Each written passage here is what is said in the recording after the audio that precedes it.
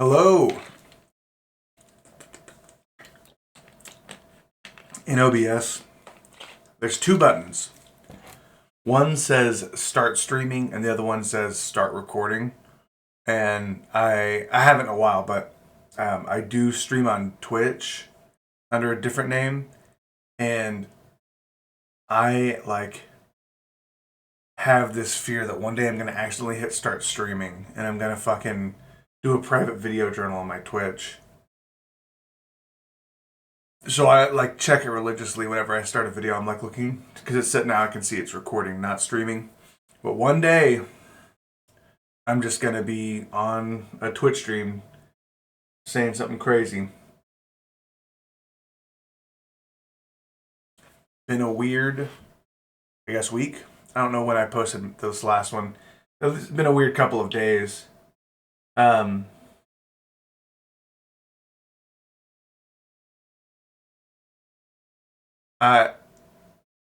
where do I want to start? I do have some notes this time. I did them less detailed. I kind of enjoy more so just seeing where the journal takes me. Much like a conversation. The best conversations, of course, flow naturally, which is why small talk is so important.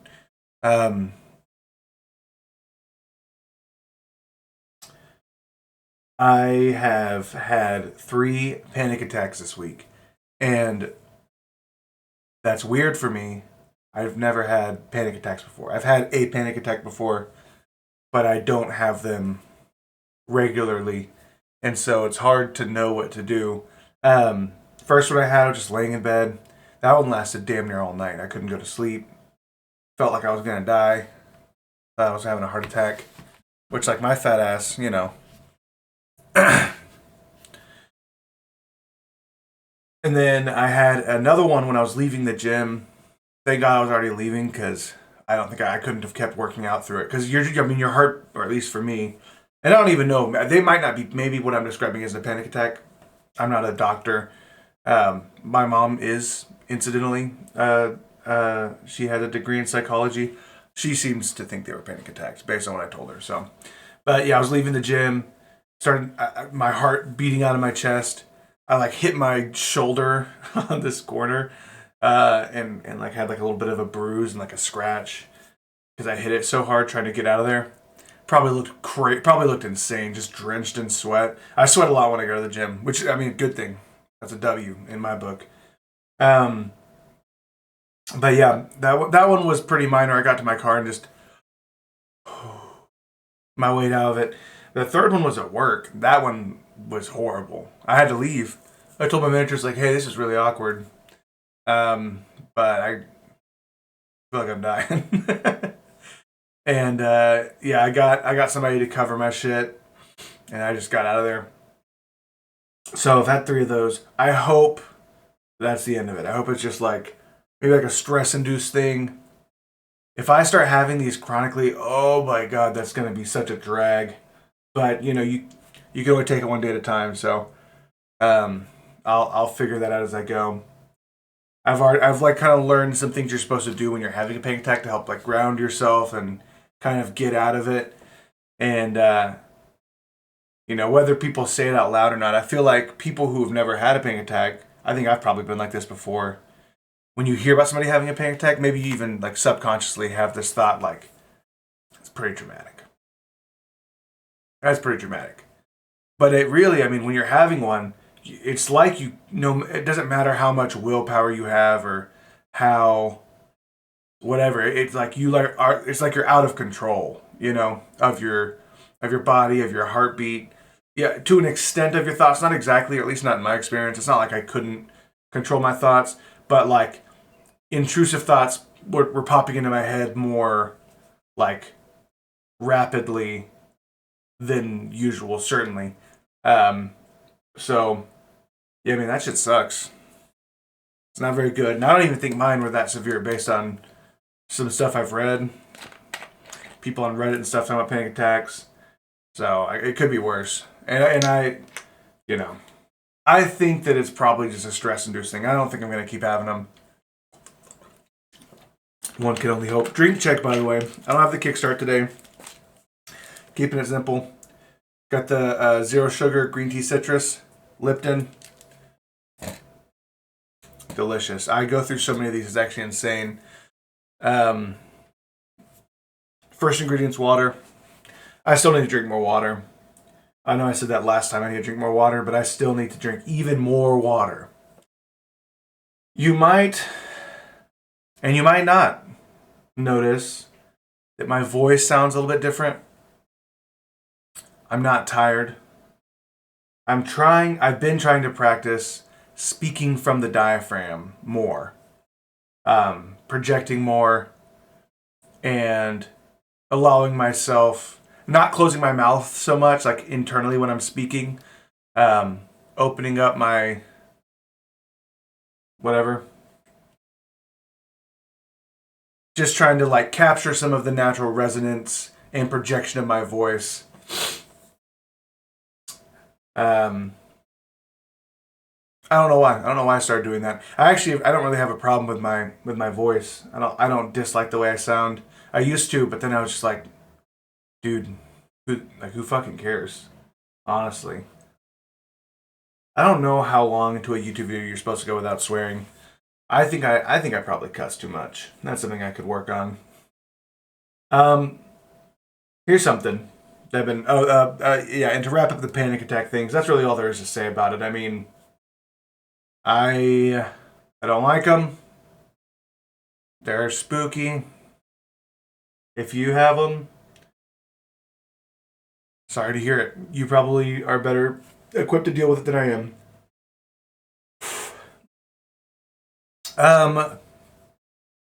You can forget what you know, but you cannot forget what you believe. The hell does that mean? Why'd I write that down?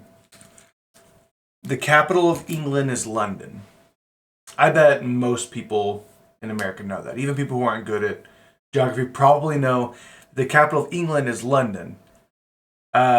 You see London in a ton of movies.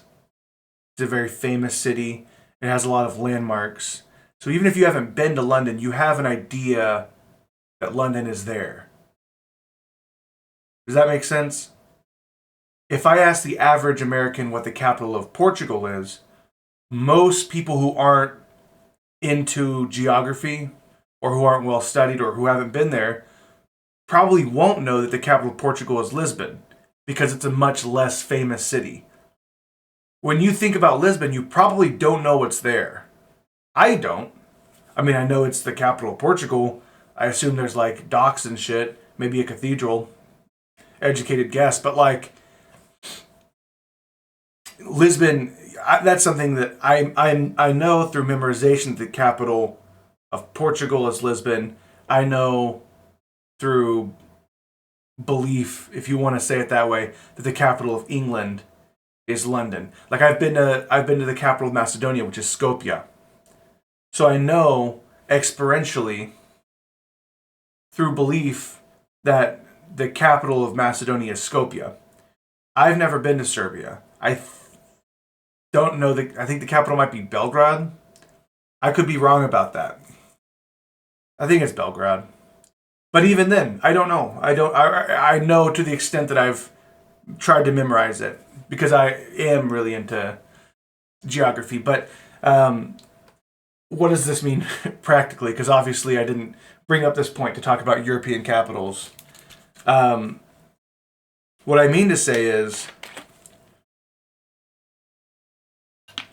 if you have a vision for yourself, if you have an outcome for yourself in mind as a man, then there's a difference between what you think you can do and who you think you are, and what you believe you can do and who you believe you are. Because there's value in both, and I'll explain. If you want to read more books, let's say, you want to try and read 100 books in a year. Pretty big goal. if you don't read and you want to read a bunch of books in a year, I would set a smaller goal and But that's not the point. The point is, if let's say you want to read 100 books in a year, you have to, at some level, believe that you are a reader, or that you're academic, or that you're somebody with a curious mind. We act according to our identities. I joke on here and say like, oh, my fat ass and I'm fat. I actually, and I probably shouldn't even do that. Because I don't really look at myself that way. I don't think of myself as I have for a good chunk of my life, but I currently especially don't look at myself and think of myself as this guy's fat. I think of myself as this is an athletic guy who's stuck in a fat body because he, forgot who he was. I really believe that. If you want to read the books, you have to believe something that's going to lead your identity to being someone who reads the books. But you might be thinking to yourself, because like in the example about London and about Skopje, you believe that those are the capitals because you've seen something to you that proves that they are there. There's evidence. Well, if you're not somebody who's read a bunch of books or hasn't historically behaved in a way that is academic or curious, or if you haven't behaved like a reader in the past, you can't just if you have a mega mind, maybe you can, but you can't just believe all of a sudden that that's who you are without feeling like you're lying to yourself. So in that instance, in that interim, where you're passing to the other side from being not a reader to being a reader, your thought, not your belief, what you think can bridge that gap. But that's what I'm saying is it can't last forever. So it's about getting over the bridge. You weren't a reader before. You want to believe you're a reader. In the meantime, think like a reader. Think, what would a reader do? And then once you, and even though it feels incongruous, even though it feels unaligned with maybe who you are or what you want, just do it anyway. Just muscle through it. And once you have had a few sessions where you're reading X amount of pages, whatever you have to do to reach that goal, if you've sat down and done the math or whatever, you're going to start seeing the evidence that you are those things you want to be. There's evidence that I'm academic. There's evidence that I'm curious. There's evidence that I'm a reader. And now you just need to internalize that belief, which is a skill in its own right, I'll admit. Affirmation can help with that. Meditation can help with that. And I want to be clear, there's a very like wooey, new age kind of view about affirmations and meditation, about I am beautiful. I am, and I'll even say that's probably valuable if you want to do it that way. If you're maybe a little bit more down to earth, not even down to earth, maybe if you're just more Western pilled like I am, it doesn't have to look like that at all. For me, what meditation looks like is I just go on a walk and I just am mindful. I just decide what I want to think about and I think about it. That is my meditation. And affirmation, I mostly just do it mentally. Sometimes I'll like write something on my mirror after a shower, then wipe it off, like, you're a beast. If I know if I just went to the gym or something and I just need to hype myself up a little bit more, you're a beast. And then I'll put little like arm muscles on the mirror. That can help, shape that identity while you're working on it. But it kind of goes back to what I was saying last time about your trinity being aligned, your mind being aligned with your body, being aligned with your soul, etc., etc. So that's just something I actually came up with this thought, or like was thinking about this concept while I was meditating, while I was walking around. You can't forget what you believe. I for example can't forget that I don't want to be around dishonest people because it's tied to a belief. People who lie a lot, people who I see as dishonest, I naturally create a distance because A belief about myself is that I don't want to be around that. If I just thought, like, oh, I probably shouldn't be around dishonest people, if I don't internalize that, then at a certain point, that standard is not going to be there anymore. So, if to summarize, and what I said at the beginning, if you have an idea of who you want to be, you can build that not through habit, not directly through habit, not through thinking your way into being that. You have to retard max your way into believing that. Have you guys seen all this stuff about Alyssa Liu? I don't know how to say her name. The Olympian girl. She's a figure skater. I'm sure you have. A lot of online discourse, from what I hear. I haven't really seen this myself, but my friends are talking about it, about how attractive she is and all this stuff. Because if there's a successful girl, then of course that's the first thing everyone's going to talk about. I don't know that much about her story, or much about her at all, honestly. I just saw the video of her going like that, you know. And I can't comment on how good or bad that was. I don't know anything about figure skating. Frankly, I don't like the Winter Olympics that much. I'm a Summer Olympic Andy. I want to watch basketball. I want to watch volleyball, maybe a few races. But dude, somebody was making a joke. I was hanging out with some guys. Somebody was making a joke about I don't know, just about that. And I told them, I was like, dude, I could pull, if she met me, I could pull her. And we all laughed, but they think I'm joking. I'm not joking. I know you're looking at me, you're like, she's like an Olympic athlete. You have a polyworld behind you. Yeah, dude, I could still do it. If she just got to know me.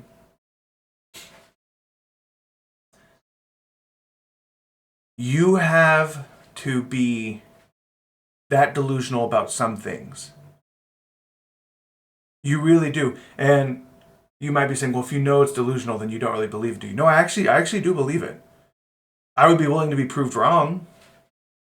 But I genuinely, I think I could pull most girls.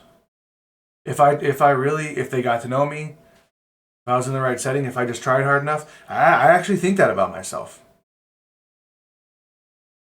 And that's the kind of retard attitude you have to have in this life. Or you'll never get what you want. It is better to believe things like that and to be proven wrong a few times than to not believe things like that and never give yourself a chance to find out what you're actually capable of. Does that make sense? It's kind of like I used to tell, which I guess this is me now, but advice I would always give to my single guy friends who were like afraid to, oh, I don't want to message this girl. I don't want to go talk to this girl. Oh, there's this cute girl who I see at this restaurant I go to every week, but I never say anything to her. But she's so cute. I'm like, dude, just go talk to her. Go ask for her number. And they're like, well, I don't know. She's really cute, dude. She would say no. Okay, let her say no then. Because her saying no is way better than you saying no. Because whenever you're solid with yourself, rejection from somebody else, it can still hurt a little, but rejection from yourself, that comes from within. So building a suit of armor doesn't protect you from that. You have to, at some point as a man, if you want to be in a relationship, which not every guy should, but if you want to be in a relationship, your fear of rejection has to be smaller than your fear of being lonely. Or whichever fear you give more power to is probably the one that's going to be your fate.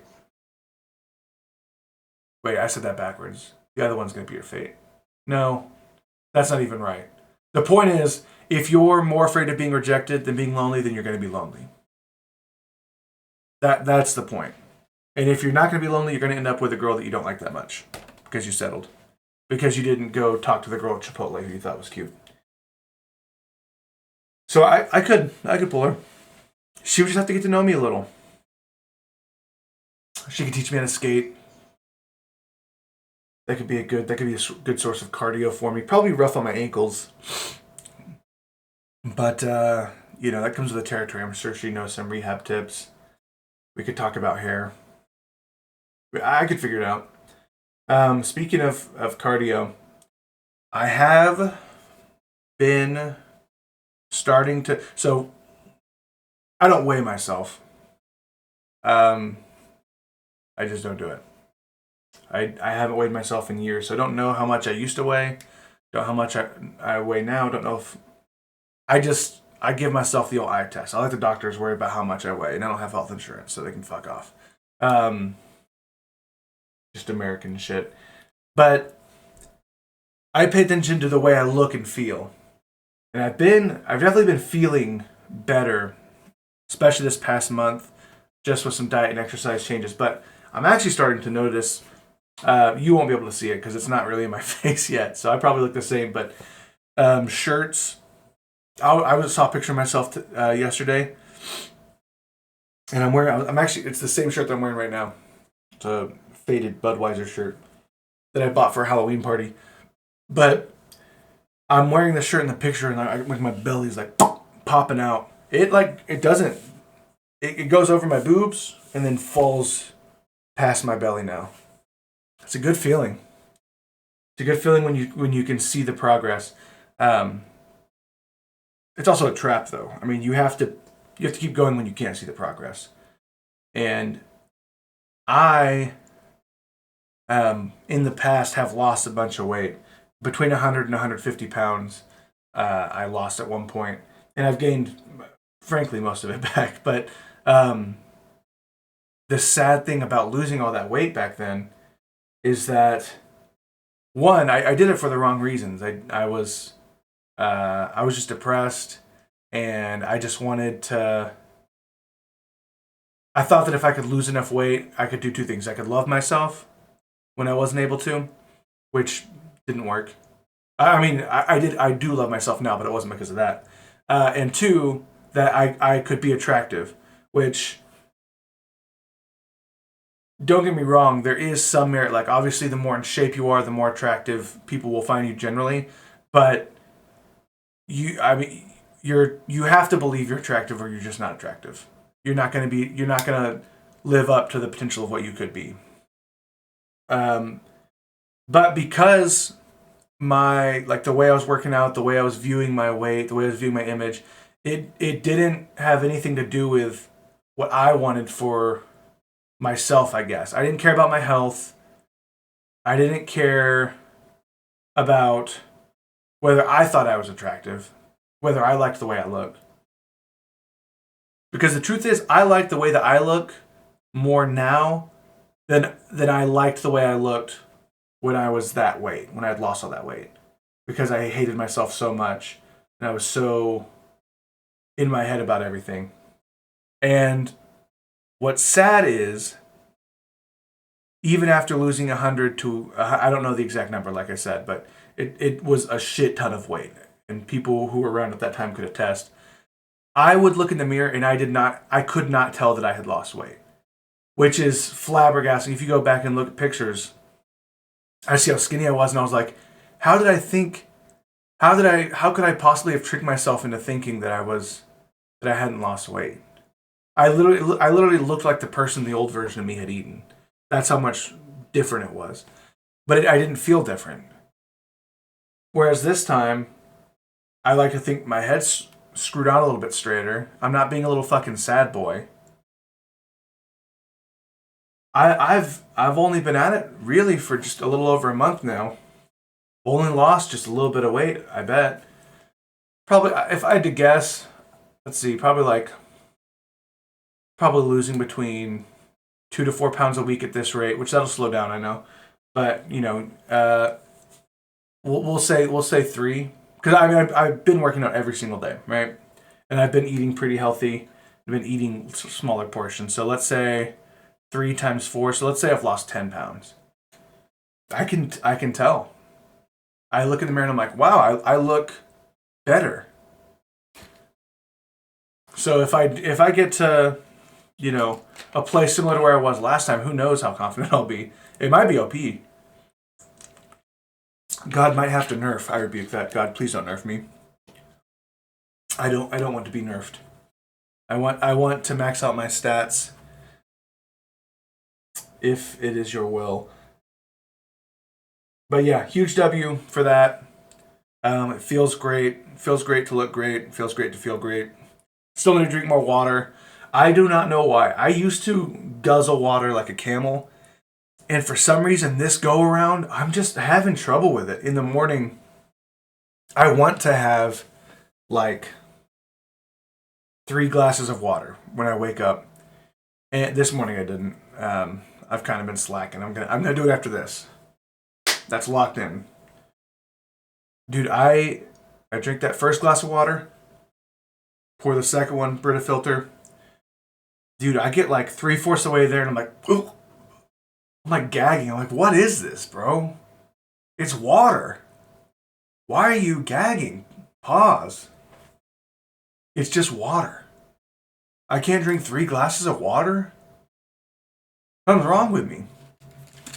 And that's why I mentioned I drink these teas almost as like a supplement. Good source of vitamin C. 5 calories. Pretty much nothing else going on here. There's a little bit of sodium in there. That's probably the worst part. Because even though the main ingredient is water, with a little bit of sodium, it's going to be less hydrating than water. So it's not a 1-to-1 replacement, but it's something to help until I stop being a little bitch about drinking water, basically. I keep seeing on YouTube, and obviously you guys all see this on whatever, maybe you hear people talking about it, about, these looksmaxxing guys. There's this guy, and I don't know his name, but you've seen him, who's always talking about bone smashing and shit. Ugh. And so I didn't actually have an answer when I started this, but I just wrote the question: should guys be looksmaxxing? Should guys be looksmaxxing? Well, let me say first and foremost, anything that involves bone smashing, no, you shouldn't be doing that.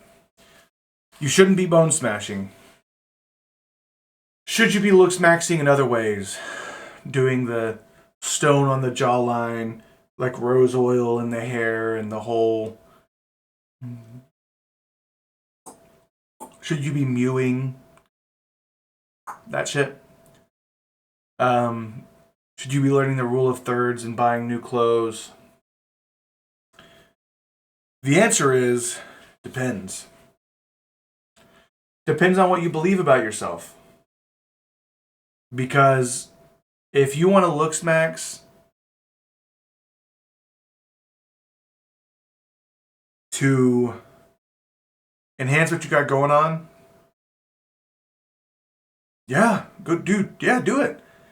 If you got some extra money, go buy some nice clothes. Do your hair, get a haircut, shave up, put some shit on your hairline, and then go out with your buddy and flick up and put some pictures on whatever. But if you don't, this is kind of what I was saying earlier, if you don't think you're attractive or you don't have any confidence, I don't think you should. I think that there's, as guys, sometimes we try and like download a personality for ourselves. I'm using a pen as like a pointer. I don't know who I am, and I'm not confident. I'm going to looksmax, and I'm going to make my personality hot guy. I'll be a hot guy. Have you ever met or seen online a hot guy who you can tell is insecure? Who like there's not much more going on. There was, whenever I was looking up exercises to like activate my diaphragm for the thing I was talking about, and there was this guy whose channel I came across on YouTube, who he had a video. He was like, if I had to, I don't remember what the title was, but it was something about how he would do it if he had to do it now. Dude, This guy, and he was a pretty decent looking guy. He had like a pretty like good voice, which is what I was, that's what I was looking for, was vocal stuff. He pissed me the fuck off, dude. First of all, 30-minute video. Now, I prefer long YouTube videos actually. I like long form content. I like starting a video that's 30 minutes. I get 15 minutes in before I take a shower. Then I put it in this little thing and then I watch the other 15 minutes in the shower. Sometimes I like to shower in silence to like think, but since I've been going on walks more, I don't need to do that as much because I can get my meditation in with the steps. But dude, this guy, oh my god, he just yapped and yapped. And he wasn't talking about nothing. No advice. He just would be like, "Yeah, I do coaching for people, and people in my Discord who have coached know, whenever you have a better voice, you can cold approach women." And he had this like he had this thing where he would like force himself to laugh, but it sounded like an alien trying to laugh like a human for the first time. And although his voice, it did sound like it was coming from his diaphragm, it sounded like he was doing a voice. Like he was, it didn't, you know what I mean? And dude, he spent 20 minutes talking about how great it was to do this without having given any advice. I was like, dude, shut the fuck. I clicked off the video. I just found another one. 5 minutes, some guy was like, "Oh, just do these 3 exercises and it'll help." Thank you, dude. What the fuck? I went back to this guy's channel. I don't know why. Maybe I just wanted to vindicate myself. I clicked on another one of his videos. Holy shit, he's insufferable. His whole... I don't want you to figure out who I'm talking about. I don't think he has a big enough channel for you to do that, but his whole thing is like, when I was in high school, I was a nerd. And now I am a confidence coach. It's like, no, dude, you're still a nerd. You just went to the gym. But nothing changed except the way you look and sound. Inside, you never accepted yourself, and everyone can tell. Everyone can tell. Everyone can tell. I have trouble saying everyone. I say everyone. So I've been trying to work on that. But it's a difference. It's a difference between changing because you want to live up to your own potential and you want to build upon something you already love. When you love yourself and you believe in yourself, you can, in a healthy way, build stuff on top of that. But if you don't have that, your foundation is the thing that you worked on. And if you lose it, which is what happened to me, I didn't have that foundation yet, or I'd lost it somewhere along the way. And instead of building it up and building upon that foundation, my foundation was that I had gone to the gym a lot and like was skinnier technically. And when I lost it, I didn't have a foundation anymore and I had to rebuild it. Sorry. Ugh. I had a Wingstop yesterday. I've been eating pretty healthy, but went and had a 2K night with the boys. It was fucking sick. Super fun. Played 2K for like 8 hours, damn near. Maybe just 8 hours. But I didn't eat enough before I went, so I ended up, I DoorDashed Wingstop, dude. Ugh. Spent so much money to get just lukewarm wings. Felt like shit immediately after eating them because I've been eating healthy.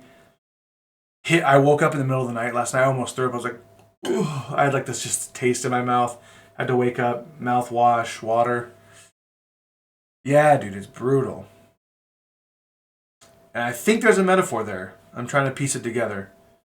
It's true about your diet, but it's true about your spirit too. When you start engaging in spiritually healthy activities, it starts to feel wrong when you indulge in a spiritually unhealthy activity. Right? It hits you differently than it used to. It's the same thing, yeah. It's the same thing. That's what happened to me with the Wingstop, dude. It fucked up my body's like, hey, I thought we didn't do this anymore. I was like, bro, we don't. I was hungry. I'm sorry. I got the wingstop. Whoops. Dude, and it wasn't even good. That's the worst. That's actually the part that makes me mad. Because of course, it's okay to have a cheat meal. It's okay to have whatever diet you want. You just got to be happy with yourself at the end of the day. But I had a cheat meal not that long ago where I had some Asian food from a local restaurant here. Oh my god, dude, it slapped.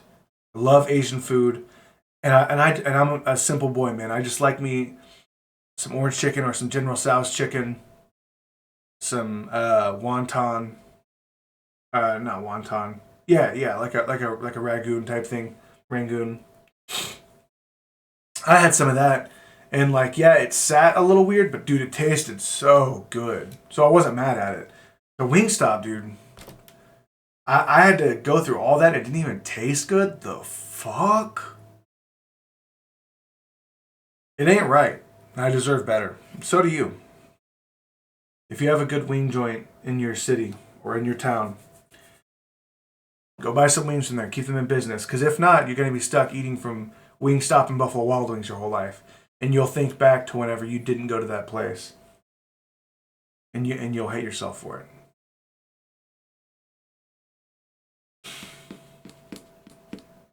Anything else? I was trying to, and this actually is probably not a helpful exercise, but it's like I said last time. There's one of my Achilles heels is I do care what people think about me more than I should, and it actually is something I'm working on. But I was like, I wonder what people would think if they watched all these videos without knowing me. And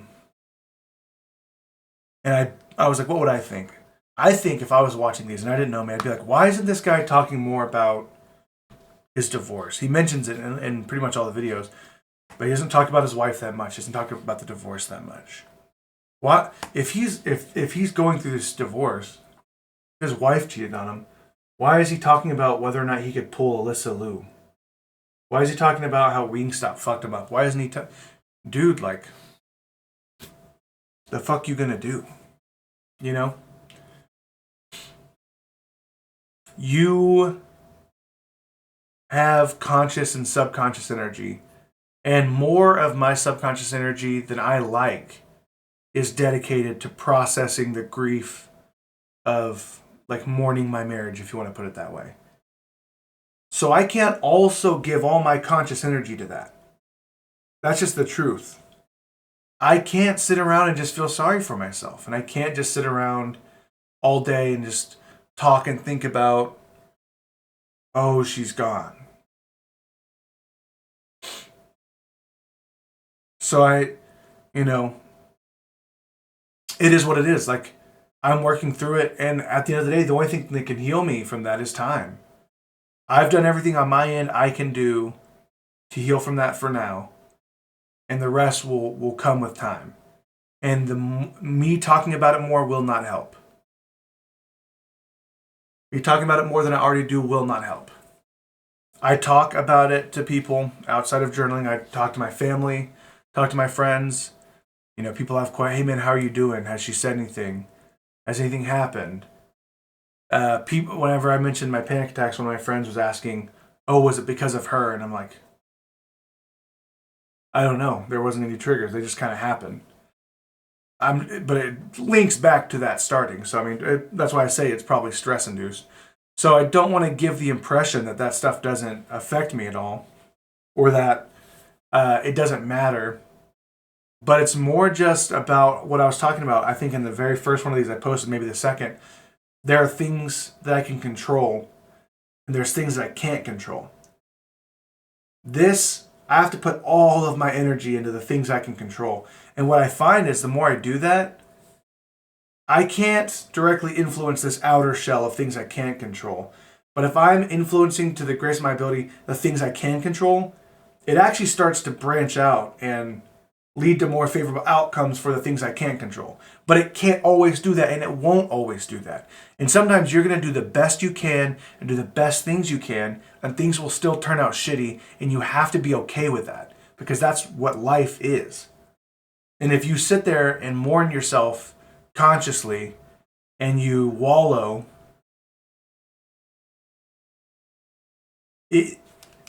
finding the silver lining is the beauty in grief. Finding the good is what makes the suffering tolerable. It's what makes the suffering righteous. Is that every time you suffer, it is an opportunity for you to learn something. It doesn't make the suffering good. It doesn't make the suffering fair or right. And it doesn't mean that you deserve to suffer. But you're going to, no matter who you are. And when you do, you have to take that opportunity. Last time I got cheated on, if you did want to hear me talk about it, I didn't handle it as well.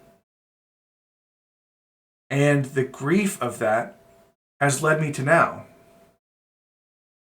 where I've been cheated on again. Oh shit. Yeah. And now I'm more equipped to handle it. Because something good came out of the grief of having dealt with it before.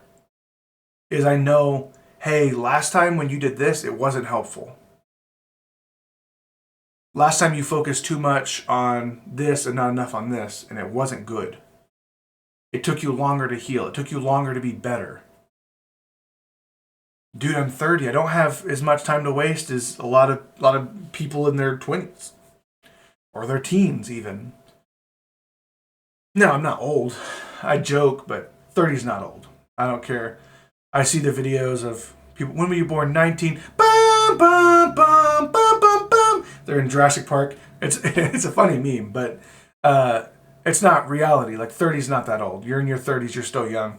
I mean, fucking. There's people who are in their athletic peak in the NBA in their 30s. Most people peak at around 27 in the NBA, and that lasts until they're about 30. There's nothing wrong with being past your peak either, older guys. But all that to say, regardless of how old you are, you always have less time than you did yesterday. So why wait? Like, start being and working on feeling better now. Start building your beliefs now. Start strengthening your convictions now. Don't wait, dude. Don't wait. The sooner you start, the sooner your life will be better. It's like putting money into a savings account. I wish I had been putting money into my savings account when I was 20, and I would have X amount of money by now, but I didn't do it. No, it's not too late, but if you're 20, dude, I'm not talking about money, although money too, but dude, start investing in yourself now. Learn about how to be confident without being arrogant. Learn how to love yourself. Learn how to build a foundation of beliefs and convictions that you can build a personality on top of, instead of fabricating a personality as your base.